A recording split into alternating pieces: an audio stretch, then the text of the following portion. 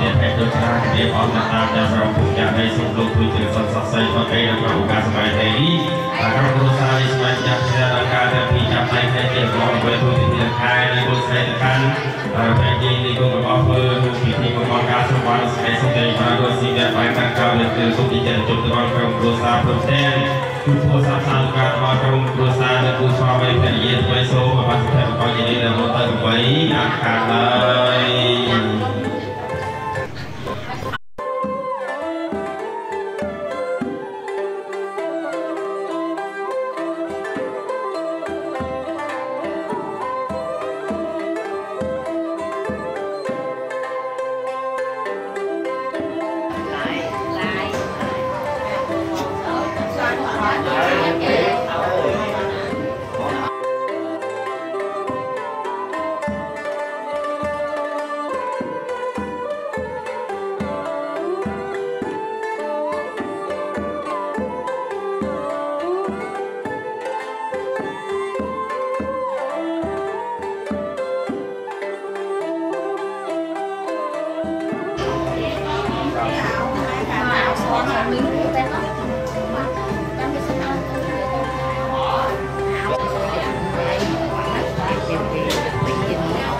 បាទសូមគោរពអរគុណស្រីបែរដល់លោកផ្ដល់ម្ចាស់ទឹកចាស់ដីទៅដល់ទីហើយសូមនៅតាមដល់សូមម្ចាស់ដីសូមលោកជួយជាសន្សំស័យបរិយានៅក្នុងការនេះ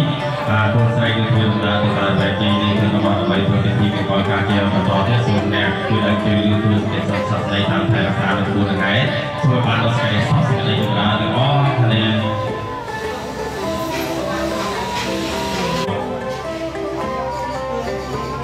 បាទសូមគោរពក្រុមគ្រួសារការប្រតិបត្តិទៅពួកប្រពន្ធគុណធម៌ពុទ្ធសំដើម្បីជាទីពឹងពាក់លើបញ្ហានៅស្រីសុខសេចក្តីចម្រើនទាំងអស់គ្នា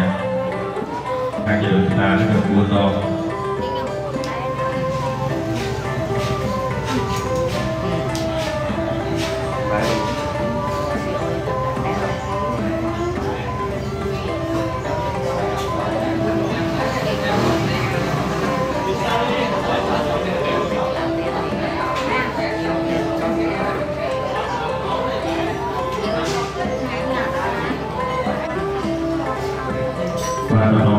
ពិធីដើម្បីឡើងទានជាមង្គលរីមួយដល់កូនប្រុសស្រីជាហើយសូមបានទៅខាងក្រៅត្រឹម3ដង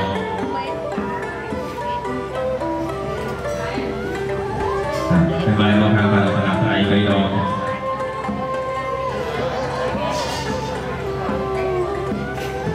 បានចូលទី4ដងបានគេសូមគ្រប់ជើញឪពុកម្ដាយទៅទីសង្ខារបានដើម្បីធ្វើពិធីឡើងទានដល់កូន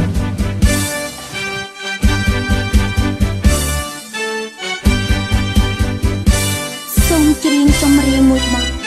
ដល់គូស្វាមីភរិយាថ្មីសូមឲ្យលោកអ្នកប្រកបតែសេចក្តីសុខសុភមង្គលរៀងរហូត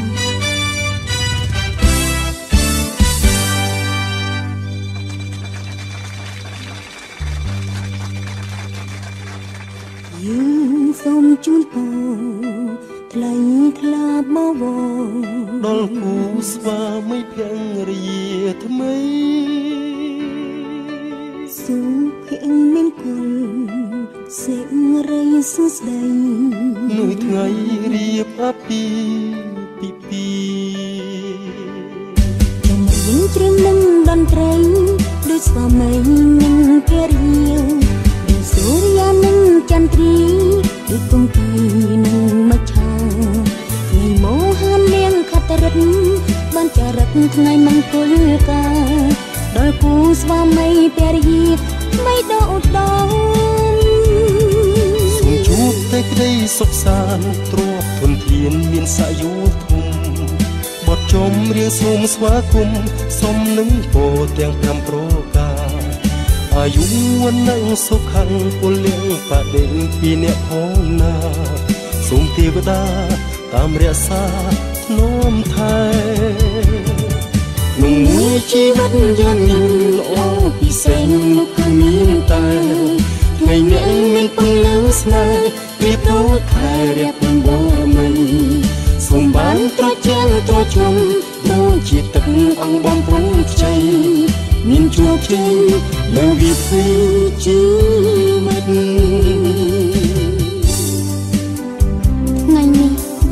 បំពេញនៅកតបកិច្ចជាកូនកតញ្ញូចំពោះមេត្តាបិតា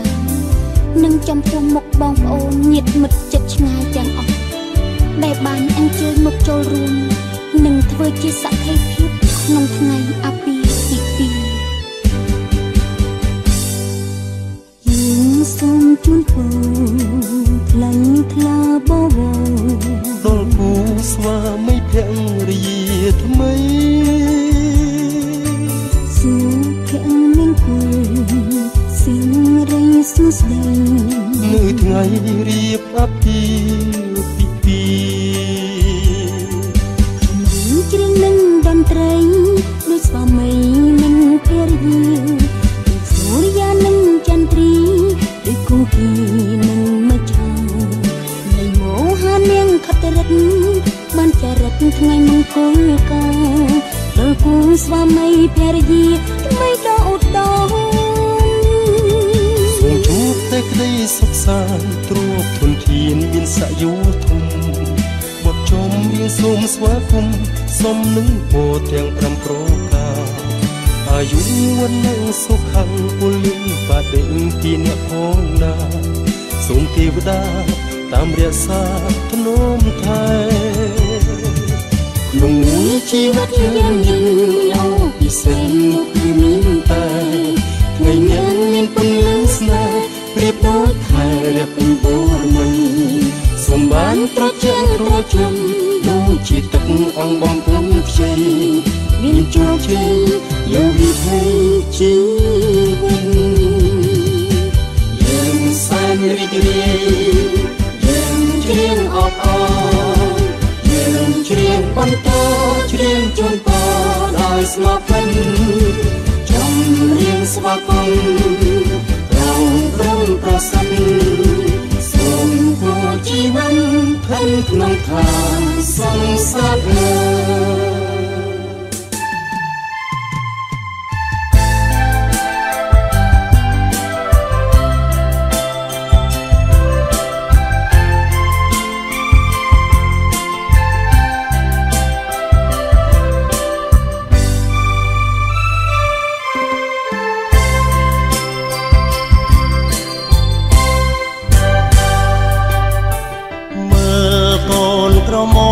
ស្រងដូចជាទេពធីតាបងតែងកាយាក្នុងនាមកូនកំឡោះរូបអូនជាកូនក្រមុំល្អឥតខ្ចង់សមនឹងសមរងនិស័យស្រីពីសុភី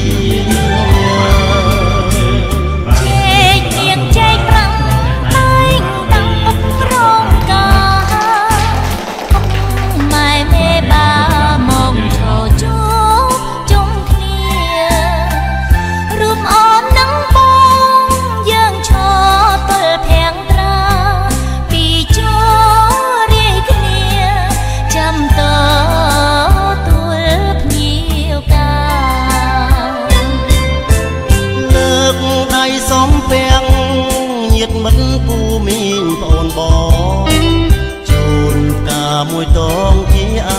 នុសាដែលផ្ដល់កិត្តិយសពិសាភោជនីអាស្រងស្រាយចិនដាជូនពរសេរី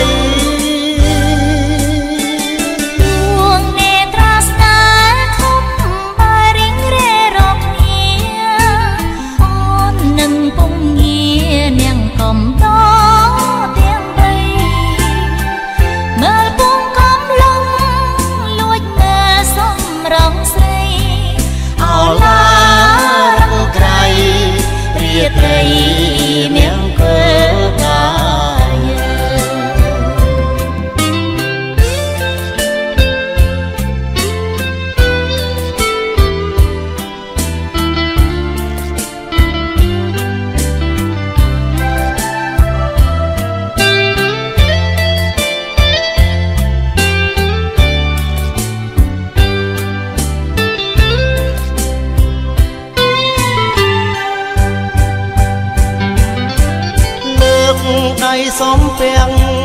ញា តមិនពូមីងប្អូនបងជូនតាមួយតងជាអានុសាដែលផ្ដល់គេទីវងពិសាភោជនា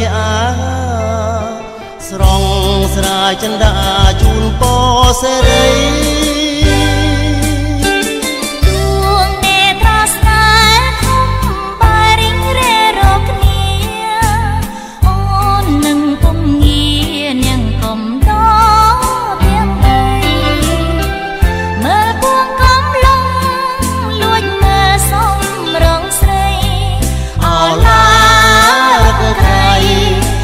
ត្រីមៀងធ្វើកាយ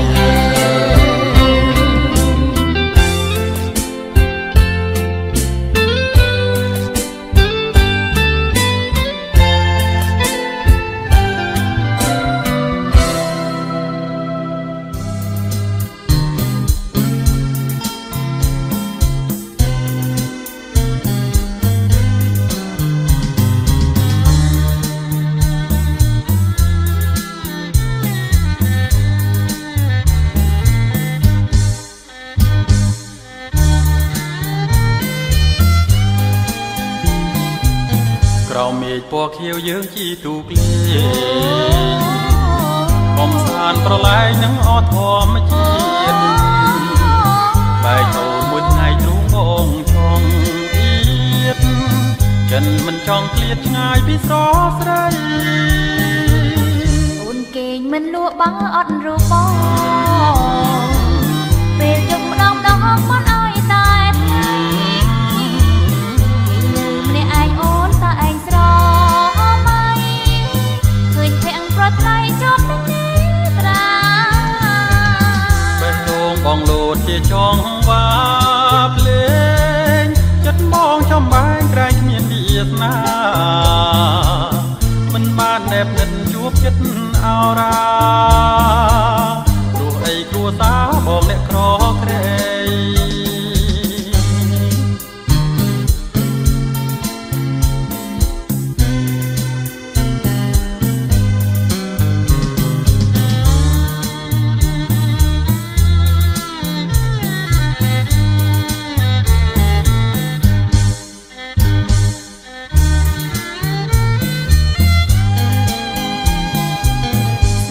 ស្នេហ៍ស្មោអពីដួងចិត្ត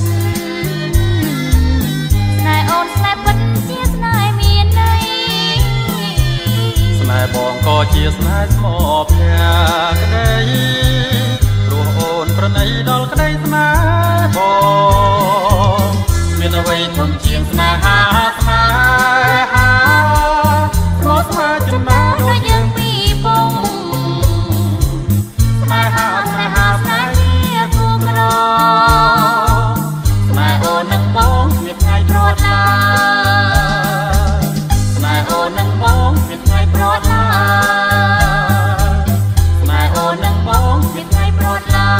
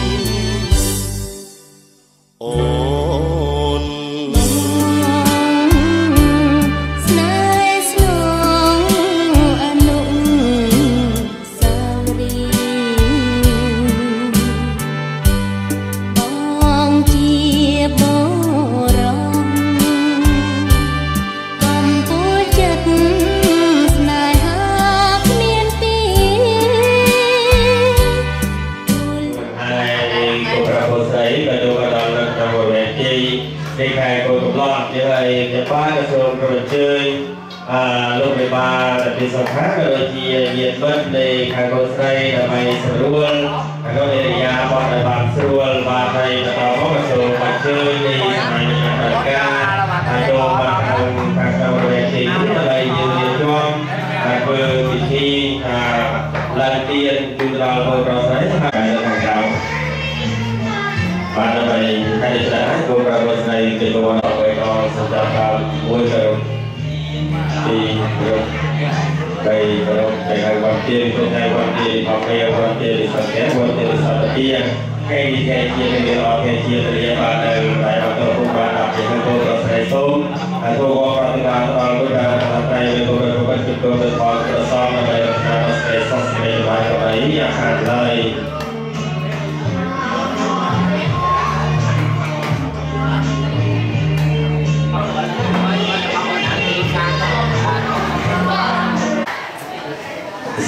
sa thu để hai lô về bà bà chạy hàng hai lô kia đang kia buổi chiều cái sân sạt xây bàn tay nó cầu cả sài đấyนี่คือท่าcầuตัวซาเราบอกลูกสมัยในการทำการเรียนสมัยเจ็ดสมัยคือเปลี่ยนกุลใส่โจมองกันเราจะถ่ายโดยรูปเทียบเป็นไอ้โซนลงไปบาร์เนี่ยลูกคือตั้งยืนลืมโปรแกรมเบอร์เกี่ยวกับสนใส่เราดูกอล์ฟเราไปถ่ายเกี่ยวกับไอ้ส่วนบาร์เราสกัดซ่อมเกี่ยวกับเรื่องสุดท้ายไปก็ลงนำไปอาการเลย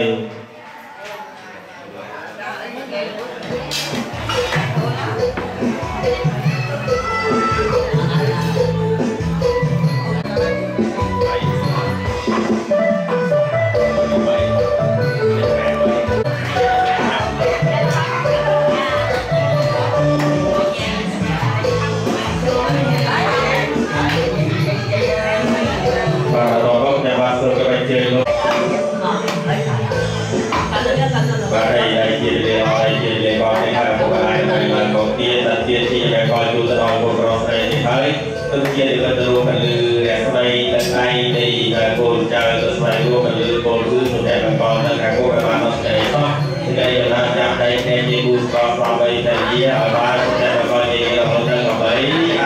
lời và xem chữ bạn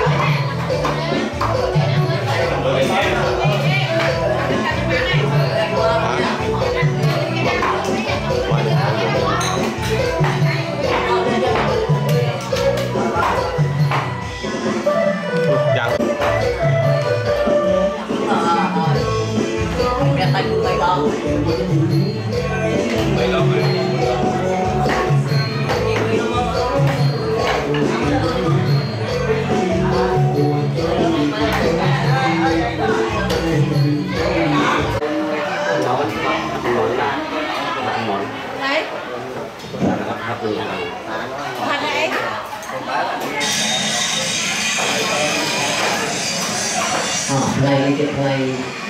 คุณรอคนไทยบางคนหลักคุณหลายอักษรที่ดูตามไม่เพียงเดียวให้อันนี้เป็นตอนนั้นจนเกิดเกิดทางเราทำได้เราตื่นเรียนนี้ตื่นในเอาคำร้องประมาณเดือนกำถึงให้คุณไทยหกในนั้นตอนใดมันจะเชื่อมกันโครงการติดโครงตัวตาผู้ชายให้ตื่นเรียนนี้ก็ยังในพวกนี้คือทุกรายจะสำคัญโครงการเรียนอีกคนtapi orang lain kita hai kon itu makan itu apa perkara kon yang mereka oh yang mana tentang angguran kata pusat tutup kita kalau kita oh dia belum tentu dia kalau mereka cekkan dohan cantik dariron cantik pun kota kita sedai tera ini saya datang ke sedai masuk itu cuma tersentak kai hidup yang iniคนเพลงของยังเรียกเป็นเขาตาทำไมนี้เป็นการตกสุดในสิ่งยังก็ถูกกล้าอยากไปเจอตัวนาหมกนาเอาตื่นได้ตาตัวเพลงของเขาอยู่ตรงในการส่งบอลเพียงอ่อยกูจัดเด็กไปลองคือบุกไปลองนั่นคือจุดเอาเรื่องขยะนะตาผู้สะสุดในจิตเก็บแล้วก็เรื่องเครื่องสูบหรือตัวนั่งตัวเทียนตัวเราตัดตัวปีต้องมีมาแจกทางตัวให้จัดในส่วนการตาทุ่มคอติดได้ตามแต่แบง សូមលោកជួយមកប្រសិទ្ធតែឲ្យយើងក្នុងថ្ងៃនេះបានរៀបបន្តការចូលក្នុងពលព្រៃបានសុខស្រួលជាមានផលប្រការនៅហើយសូមទេវតាជួយតាឲ្យចូលក្នុងពលព្រៃលោកតាសុវិខ្ញុំសូមជួយដល់មេបាទេវតាព្រមទាំងការគុំកោមួយទៀតរបស់យើងមានស្រាប់មានតែសូមឲ្យខុសប្រវត្តិណាសូមលោកពិការនៅយើងខ្ញុំផងយ៉ាងវិធីខ្ញុំសូមចាំឲ្យលោកតាសូមទេវតាជាអរនៃជារបស់យើងខ្ញុំtôi rung cho nó mê ba phương tiện ta cùng có tiền ta cũng tập đẹp gia thuộc mấy đó hai cùng tôi chuột cha nó mê lục ra nó phải gia thu tiệm đi gia cũng tập phai một nồng ta như sơ lục cho trong một xe tôi gia thu tiệm đi gia cũng tập phai nó ăn một cuộc cuộc cái này từ xe tôi ta tu ta lục ra nó phải gia thu tiệm đi gia cũng tập phai một nồng ta như sơ lục cho trong một dan sau đó bây giờ thu tiền cái là bán sập cô tinh tâm của mình là ta thu cao xuống cho con được cha thu cây đo hay xuống chặt tàu ở được tâm chặt ra là ở được quay còn mà to được sạch sôi hay con cao xuống được chặt được la rồi ta làm chuột người cũng về nhà khác là la cái con đi đến lúc còn thầm khả năng về cô con cao là thấy có chuyện ra chặt cao như thế này để ta đi cái đường của ông tôi là đấy rồi chưa là đi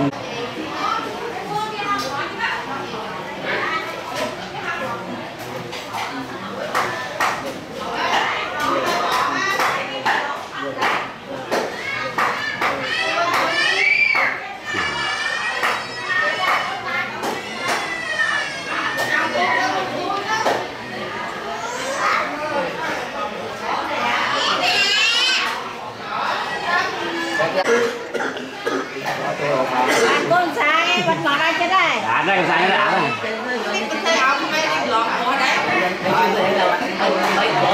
mình chơi son bay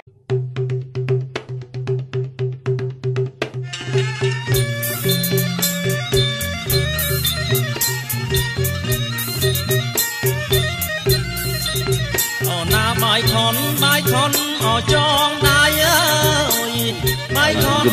con ở trong đai thì chọnที่จองไลโบราณโบราณพวกมันคือลืมบักไลใส่เอาของเดินอย่างไรที่ยกมุกจองผู้ดูก่อไลโก้ต้องปริยัติคือเชี่ยวสตรีพิษในสำเร็จโปรเจกต์ของ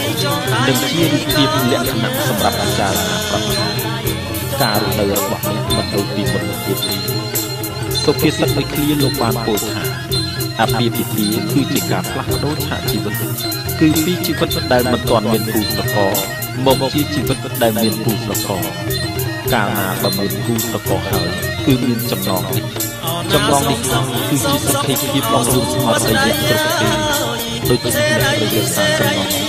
ไอ้กงวงทัพเทออกการจิตออกไปออกไป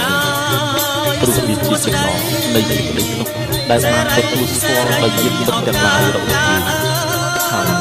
คือจิตจำลองโคจิยปัตตานการเจริญมงคลบรมหาภาคโดยแบบนี้หนึ่งคือจิตจำลองของความในใจที่โดยดูของเราหรือจิตสุขมงคลเราแบบนี้หอยปลาจิตอุกรมือโรยชนะอัตติ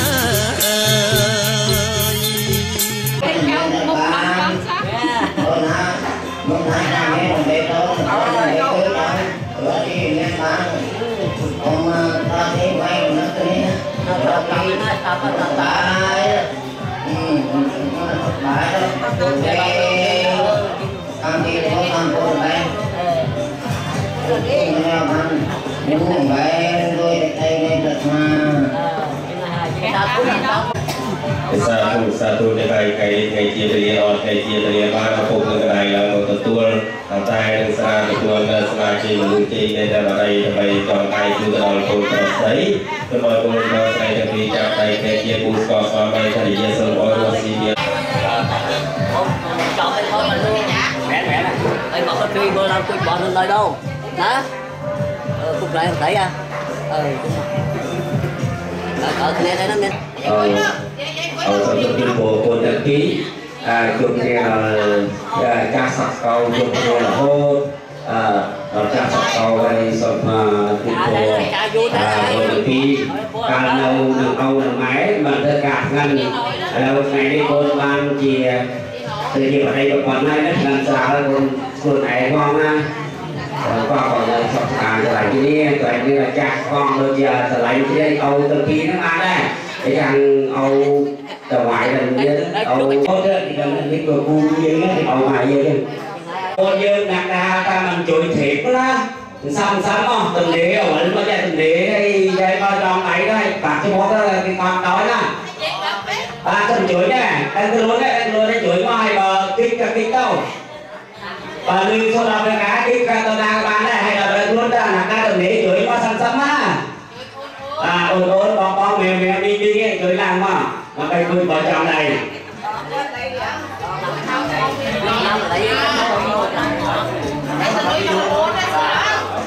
cả nơi đã có từ đầu mà sẽ xây dựng chủ trì của bộ sản mà hợp sa đã cùng con bộ sa tiền pi làm xong cung ở cùng tập cùng xây để tăng tập từ đây đã nặng này chuyện cho nó và như và các bạn được chỉ ra để ta tự thông trở lại của con á người các bạn á lâu tự nhiên tự lo đi của bà thọ và chuyện mà dương đi thả sang bộ vậy bởi dương vừa lên vì dục một cây mai của hàng đòn hoặc đâu của bà thọ và chuyện đây chẳng hay dương của tại xa ở đây đây là sẵn khăn tôi tam cả lạc tê sắc tôi tam bì lĩa tôi tam thi cực lạnh và chẳng hay tôi dương đâu tại và cả ngon nó ở đây đã tiền mình sau tôi tam bì lĩa cả lạc tê sắc và chẳng bón nó oi thàn và thời ở đây đây sẵn khăn tôi rồi tôi xây nó đi cực lại đi rồi cha tương lai người ta tương lai ở khu tương lai tay tay ở nhà còn bạn ở tôi nó nên nó sẽ sọc sự đẹp mình rồi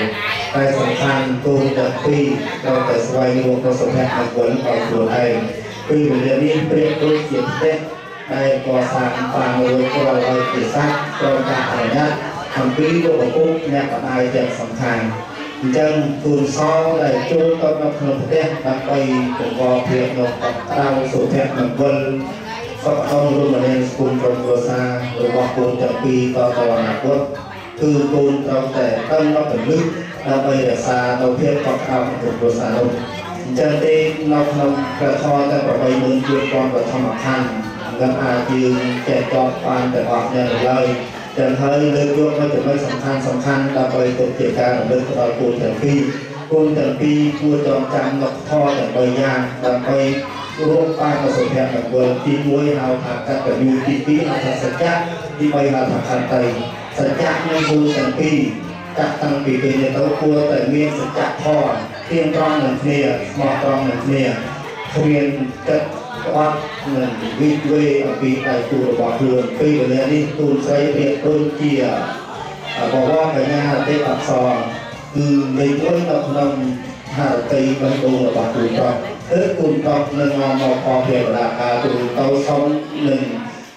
thôi chỉ cụ ảnh là của trai hay nó nằm chất là bạc tù trong như thà cụ xây từ của đến đi mỗi bên là na chua hàng một lần một tiền đi trai hay xuân để xa nó thiệp là o và xa đi là hốt to tôi chặt to là có tù xây cho đôi chỉ cụ trong này như thà sổ lăng nên tôi bay thay cao tôi chia cha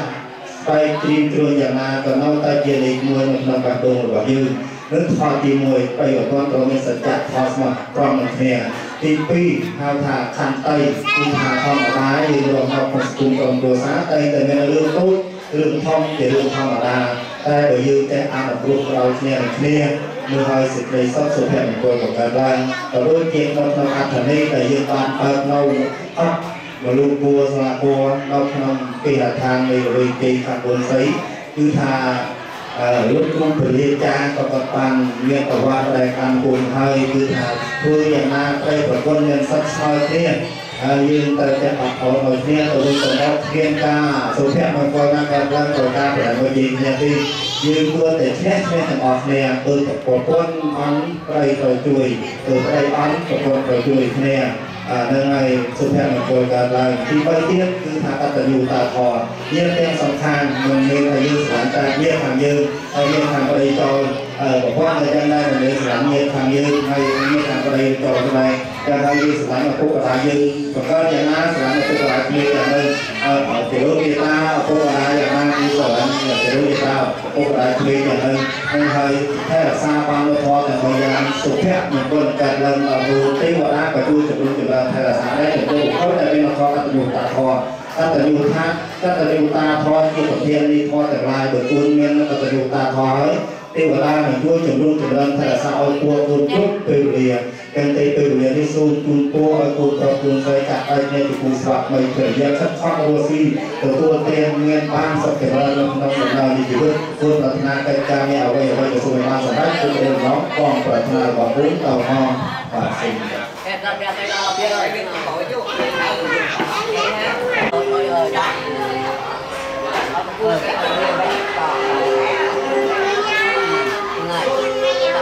người ta người xả rồi ta đi rồi đi xả tay xin người ta rồi người xả đặt lon khá hai đứa ai làm đừng nó tự thôi đừng nó ngoại kia nó bà lại cái ớt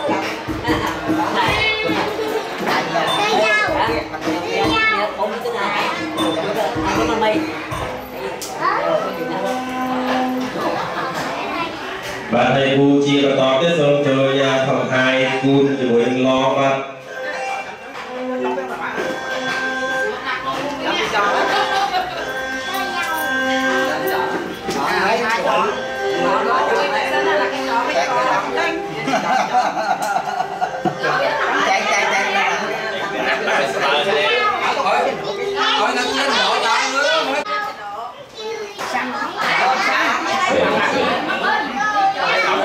rồi vô tay chính rồi vô chặt xả cái ba này thôi bị chặt tay bị chặt xả chạy đừng kia đâu chạy đó rồi nghe cắt sebagai kita lalu kemarin loh. Iya. Yang makin mấy tay. Đặt cho. Phải Phải to. Phải có sông trường đa phòng tư. Và hay phòng hai cun lo lại nữa bạn. Sông trường hai cun lo bạn. Không bật. Và hay chia có cái sông. Chọn thả biết nó chọn phòng tư. Chọn mình chọn đặt chọn á.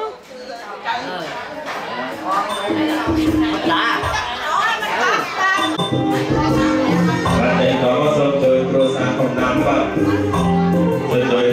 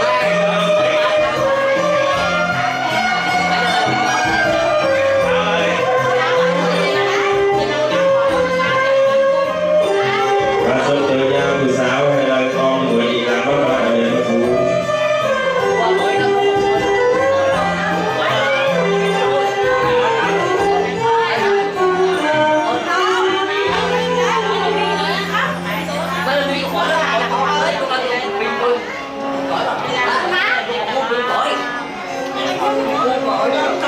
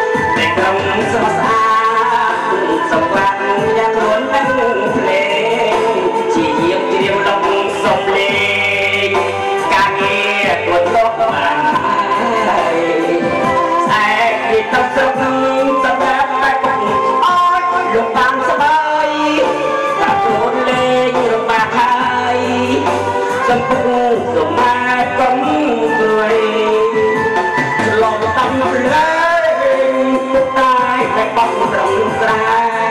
có gì coi lượm lâu mà không biết có tờ riêng đây ai là vốn không ta vẫn mừng tất tốt đang lấy dù đẹp như đi có phải có số tiền đi riêng xa ơi mai ơi bọt mình có tiền chút đắp bọt lên tâm lực xa sắp lại đi từng chân này chỉ niệm trong riêng khóc chiều nâng đi ta dục răng được cho rồi xa chuyện bụng chuyện mang ai bay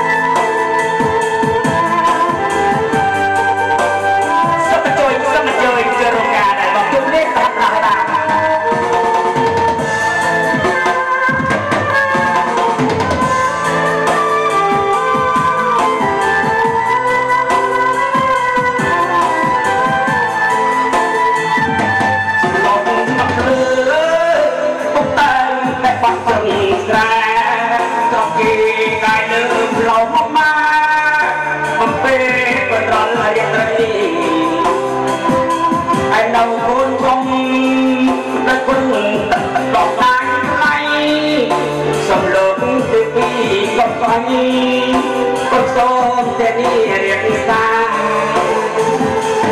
ơi mày ơi bắt niềm ơn chân chữ đắm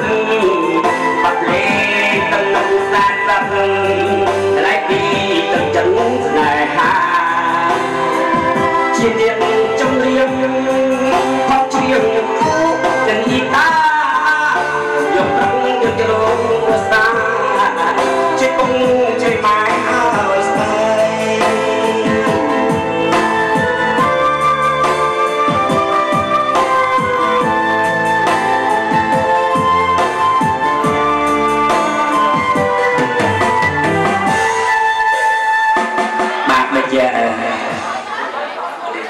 cho một chuồn anh người mang tuột ra để khát cho bạn chơi mó cái men khăn mình ban tôi là khai khát chơi nên chơi ta mó đấy có bạn chơi mó theo xuân ó nè có sông chơi có một viên ở kia men con của anh phải tôi các bạn ai sau bắt đầu to bạn thì là liềnแต่คนnày chắc men cài thế đấy chắc chuyện sẵn đó nè chùm nó biết nhậu cái phát xả cho con ngọt đây thằng á vô ngọt nè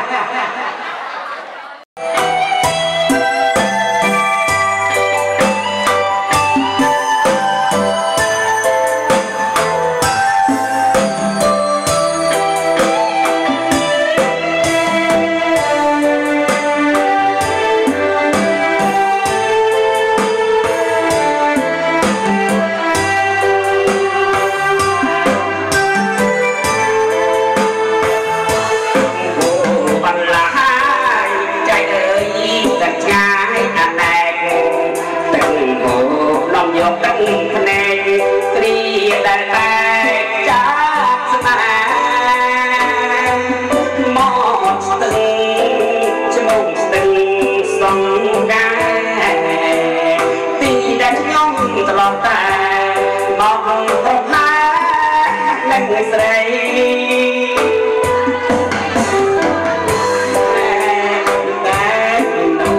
subscribe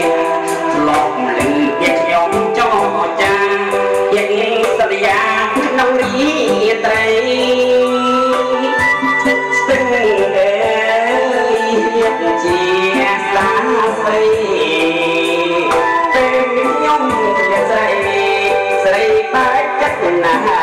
để không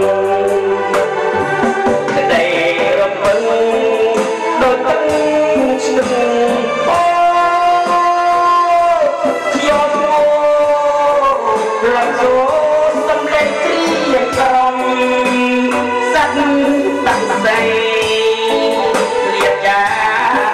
lỡ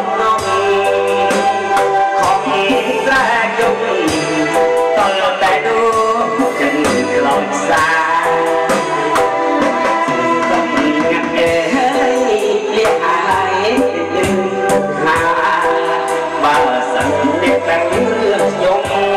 សូមលះក្នុងអរាសូមស្ទឹងកំប្រាប់អ្នកនាងណាទើបតែខ្ញុំមានកម្មពីបានជាស្នេហ៍បាត់បង់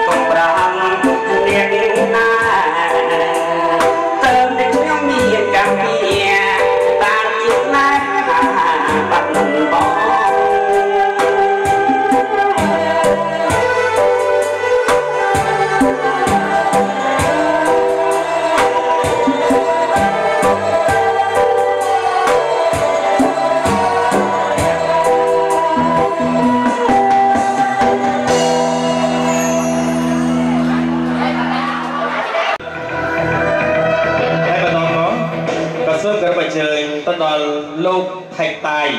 ព្រមទាំងអ្នកស្រីលីធីយងដែលជាលោកឪពុកនិងអ្នកម្ដាយរបស់កូនក្រមុំ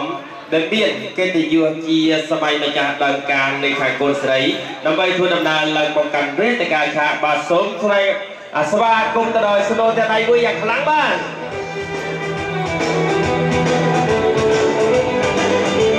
បាទជាពិសេសសូមអញ្ជើញម្ដាយរបស់កូនប្រុសបាទដល់ពេលវេលាចូលមកដល់ហើយបាទសូមអញ្ជើញឡើងមកកាន់វេទិកាឆាកដើម្បីយើងប្រារព្ធកម្មវិធីបាទហើយដូចហើយពេលវេលាក៏ឈានចូលមកដល់កម្មវិធីកិត្តិយសយាយយើងរួមចាំយូរសូមបង្វែរខ្សែចក្ខុទៅខាងមុខដើម្បីស្វាគមន៍នៅកូនកំឡោះនិងកូនក្រមុំរបស់យើងបាទសូមស្វាគមន៍ទៅដល់កូនកំឡោះផាត់សម័យរួមទាំងកូនក្រមុំថាប់ទីផាត់ថាវដើម្បីធ្វើដំណើរឡើងមកកាន់ទីប្រារព្ធកម្មវិធីបាទសូមអញ្ជើញស្នូទាំងដៃមួយយ៉ាងខ្លាំងបាទដើម្បីស្វាគមន៍វត្តមានរបស់កូនកំឡោះនិងកូនក្រមុំ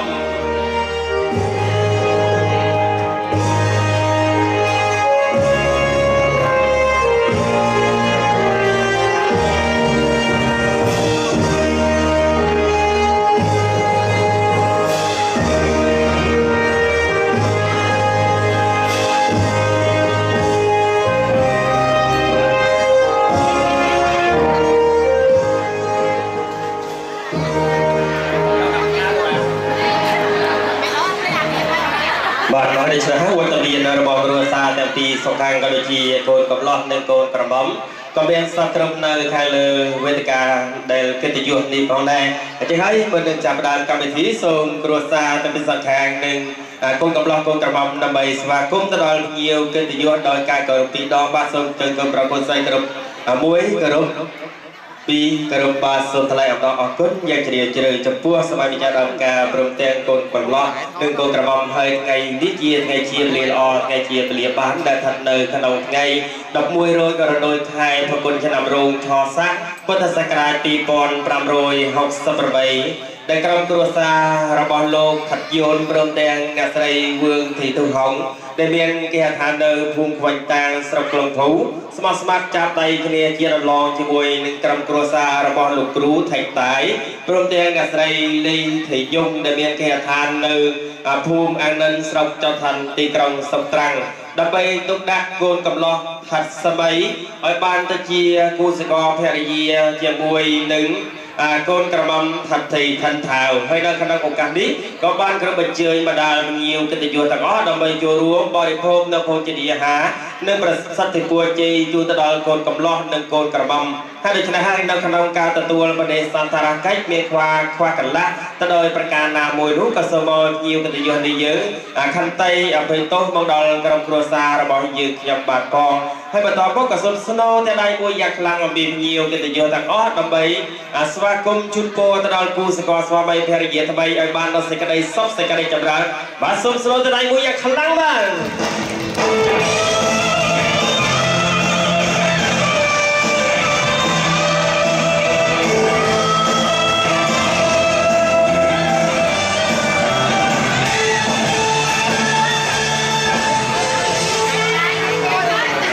kính thưa tất cả toàn thể quý vị các vị thân mến, trăm hoa đua nở cùng giờ không bằng một phút đợi chờ hôm nay, và hôm nay là ngày lành tháng tốt, là ngày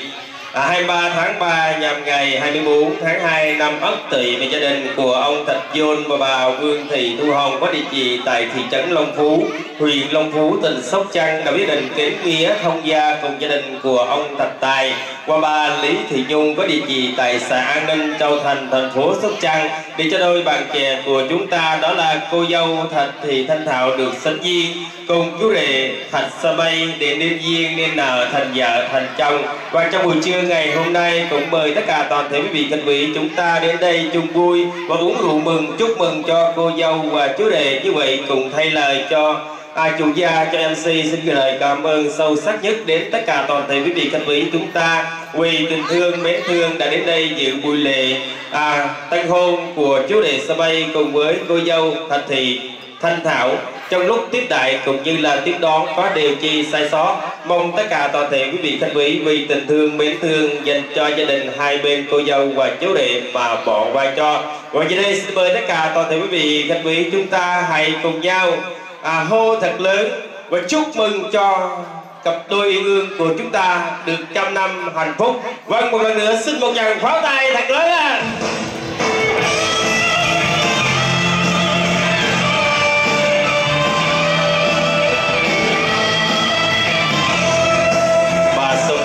คนสโนว์ที่ไหนอย่างหลังให้ก็บรรจับในกรรมวิธีกระดูกเยี่ยวในคณะองค์การใดๆบ้านสมัยเจอตัวสาวแต่ปีสังขารให้หนึ่งคนกำลังหนึ่งคนกระบำทัวร์ดำเนินจองกรอมดำไปตัดตัวประเดี๋ยวสันตระcáchตลอดเยี่ยวกันที่โยนบ้านสมัยเจอไอ้สมัยเจอยังหลอกยังวะเอาบักจูแกร่างไปจีเรียงบัดจีเรียงดำไปหนึ่งกำดอรอมหนึ่งอะไรđấy ơi gót conเอาไว้trong đây ta còn một trong để tra mơ sơ có bộ mặc rõ giá tới thăm nơi ấp ta ra ôn rong rõ bằng trên răng kinh đỏ nôn nấy một lo mặc về chân ta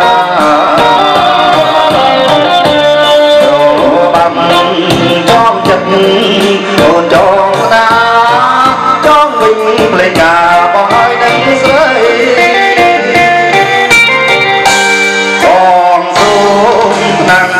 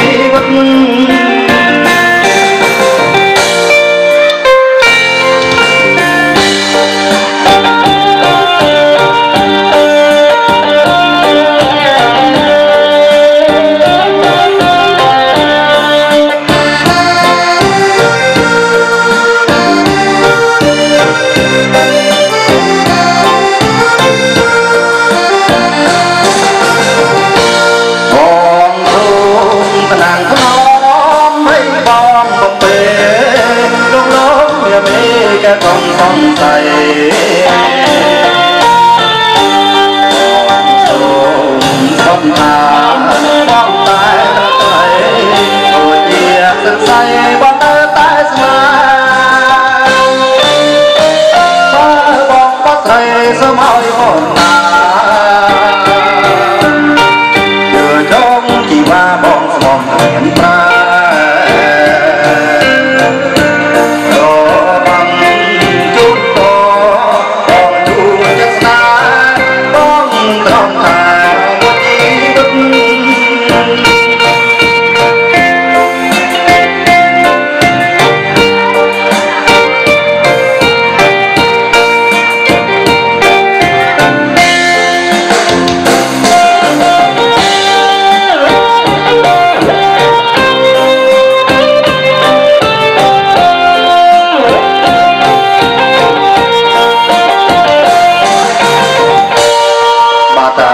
tiết cơ xuân là ôi mình đón ra bọc nhóm cơ xuân là mà ọt quân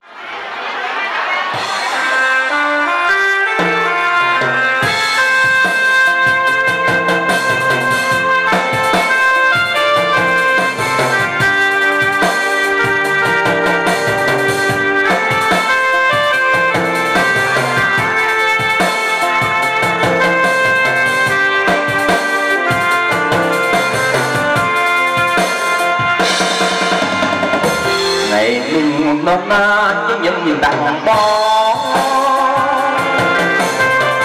từ trong nước khởi nhỏ nhầm chẳng ai biết trong tim ra lầm theo khu gió không tha vẫn rót nhiều mình như những trong đây có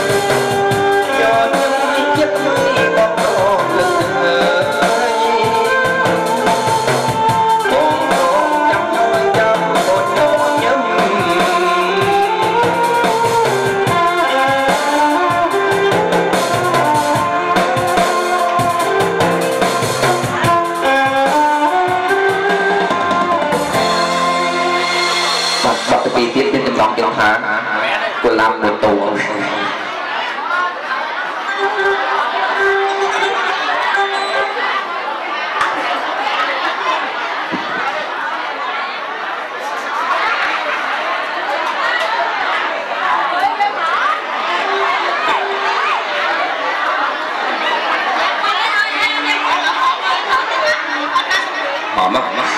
chứ hòm như chân tên năm mình ha cũng sọt tên năm mình bắt chỉ trong quạt nhạc bình ai chân hay được cái này xong tụi mình mong muốn gì là lòng ọt nhé bạn xong tụi mình chơi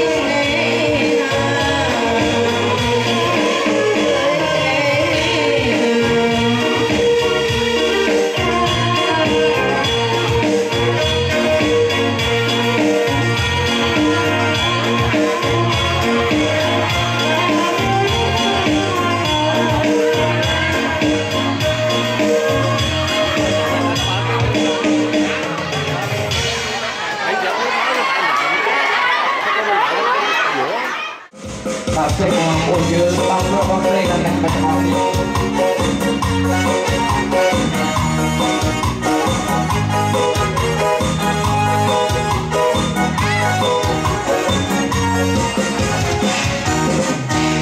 លោកនេះរំលឹកដល់យើងមិនដឹងក៏មានបែបនេះស្នេហ៍បានស្នេហ៍សាស្នាក្នុងតែមួយចិត្តពីស្នេហ៍នេះមិនស្រោបបង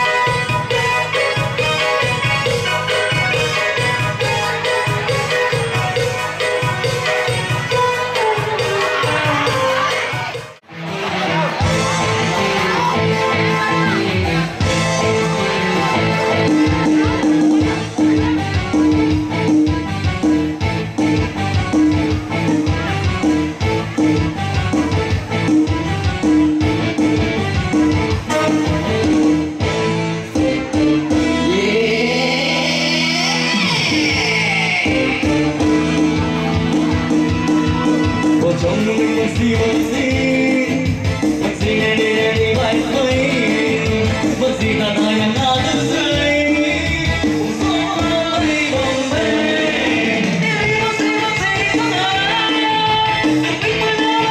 Mì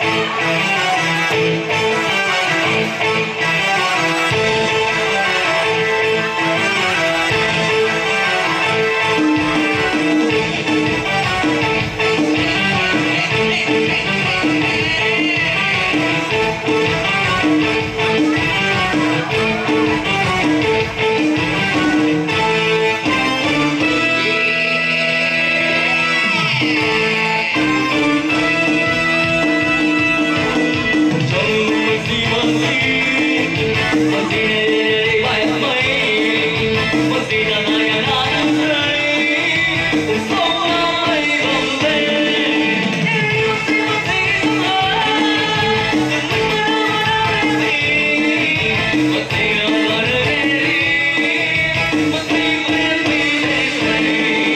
để không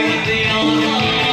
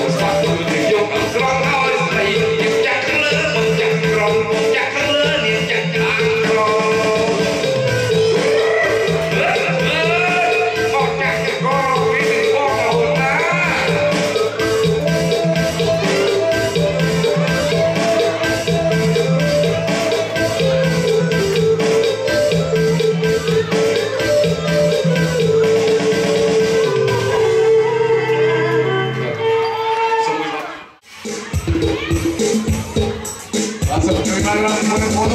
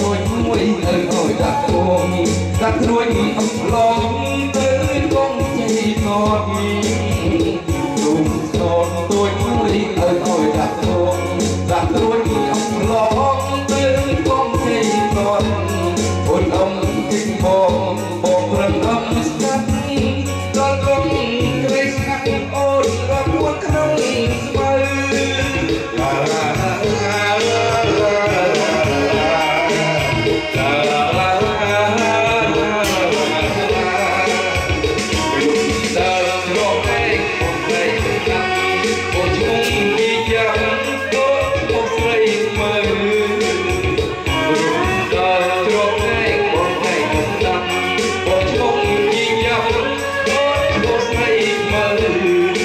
Gõ để không